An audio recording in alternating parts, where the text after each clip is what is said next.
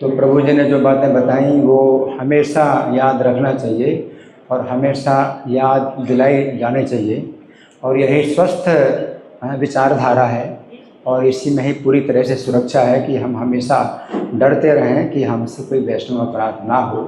अब यहाँ पर प्रहलाद महाराज जो उत्तर दे रहे हैं और प्रश्न कुछ दूसरा है। जो गुरु सन अमर्क हैं जो प्रश्न कर रहे हैं तो वो कुछ दूसरा प्रश्न कर रहे हैं और प्रहलाद महाराज जो उत्तर दे रहे हैं कुछ दूसरी बात। तो बात को किस तरह से बदल रहे हैं प्रहलाद महाराज, क्योंकि उत्तर नहीं देना चाहते कि प्रश्न ही गलत है। तो प्रश्न क्या है? बुद्धि भेदा परकृत होता होते सुतो। तुम्हारी बुद्धि जो बिगड़ी है वो पराये के द्वारा बिगड़ी है या अपने द्वारा बिगड़ी है? तो बुद्धि बिगड़ी जबकि है शुद्ध ज्ञान।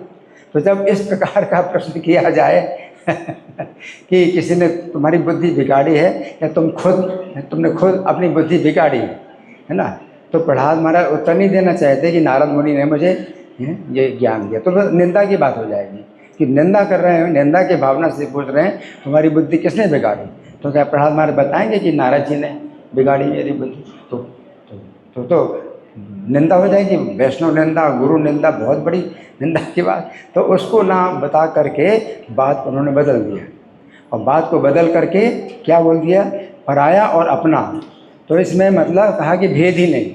अब भेद तो है, पराये में अपने बहुत भेद है, तो इसलिए प्रभुपाद को तात्पर्य बहुत समझाना पड़ा कि पराया और अपने में भेद है और नहीं भी भेद है, किस दृष्टि से भेद है किस दृष्टि से नहीं भेद है। प्रभुपाद समझा रहे हैं क्योंकि मायावादी को यहाँ बड़ा मौका मिलता है कि पराये में अपने में कोई भेद नहीं, हम सब एक हैं, तो वो अज्ञान तो इसलिए प्रभुपाद बहुत समझा रहे हैं। लेकिन प्रहलाद महाराज चूँकि उनके प्रश्न का उत्तर नहीं देना चाहते इसलिए बात को घुमा दिया उन्होंने, है ना। लेकिन वास्तव में तो क्या है कि उन्होंने जो प्रश्न किया तो वो गलत प्रश्न किया, इसलिए उत्तर कभी नहीं दिया जा सकता। सबसे पहले तो यही कि तुम मुझे बोल रहे हो कि मेरी बुद्धि बिगड़ी है जबकि मेरा शुद्ध ज्ञान है। अब प्रहलाद महाराज उनको तो बता नहीं सकते, उनको तो डांट सकते नहीं, वो गुरु के पद पर हैं, प्रहलाद महाराज शिष्य के पद पर हैं। तो इसलिए प्रहलाद महाराज जो है इस प्रकार से प्रश्न को जो है उत्तर को घुमा करके बात बोल रहे हैं। तो हमें शिक्षा मिलती है, ये बहुत सही। कल भी यही चर्चा हुई थी कि हमें शिक्षा मिलती है। कोई अगर आपसे कहे कि तुम्हारी जो बुद्धि इतनी बिगड़ी है कि तुम मंगल आरती में आते हो, क्लास में बैठते हो, माला पर जप करते हो, किसने तुम्हें ये सब फालतू की बातें बताएं? तो क्या बताओगे कि हमारे वो जो है शिक्षा गुरु जो है वो हैं, या हमारे वो जो है ना काउंसलर वो हैं, उनका नाम बताओगे? तो आप निंदा करोगे।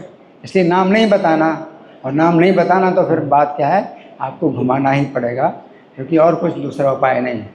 तो किस तरह से हमें बात को घुमाना है, तो ये हमें बहुत बड़ी शिक्षा मिलती है। और फिर कहा तस्मै भगवते नमः, कि वे उन भगवान को मैं नमस्कार करता हूँ जिनकी माया इस प्रकार से है। तो प्रहलाद महाराज का एक प्रकार से उत्तर ये था कि तुम्हारी जो बुद्धि बिगड़ी है, जो मेरे शुद्ध ज्ञान को बिगड़ी हुई बुद्धि बता रहे हो, तो भगवान ने तुम्हारी माया के द्वारा जो है भगवान ने तुम्हारी बुद्धि को बिगाड़ा हुआ है, मेरी बुद्धि नहीं बिगड़ी। इसलिए प्रहलाद महाराज जो है अब बात को इस तरह से कि अप्रिय ना लगे, वो जो है नाराज़ हो जाएंगे, तो उन्होंने जो है भगवान को नमस्कार किया कि भगवान की माया के द्वारा किस प्रकार से जो है लोगों की बुद्धि ऐसी बिगड़ी होती है कि सही को गलत बोलते हैं, गलत को सही बोलते हैं। तस्मै भगवते नमः, इसलिए भगवान को नमस्कार है। तो प्रहलाद महाराज जो है इसमें पढ़ना नहीं चाहते कि कलह हो और विवाद हो, विवाद में नहीं पढ़ना चाहते, तो कहते हैं भगवान को नमस्कार है।